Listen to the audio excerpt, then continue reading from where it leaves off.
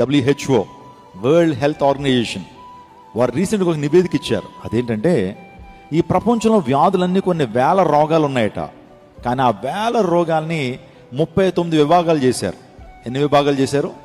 39 విభాగాలు, 39 డివిజన్స్ చేశారు. రోగాలన్నీ వేల రోగాలు ఉంటాయి, కానీ 39 విభాగాలు చేశారు.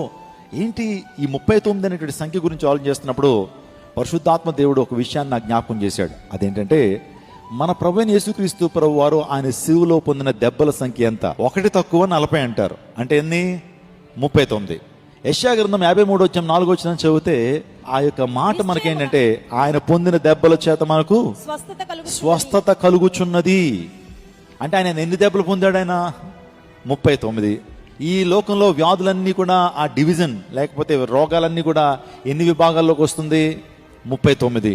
అంటే మీరు ఆలోచన చేయండి, ఒక్కొక్క విభాగానికి సంబంధించిన రోగానికి మన ప్రభును రక్షకుని యేసుక్రీస్తు ప్రభువారు ఒక్కొక్క దెబ్బ ఆయన తిన్నాడు. గట్టిగా చప్పలు కొడుతూ దేవుని మహిమపరచండి.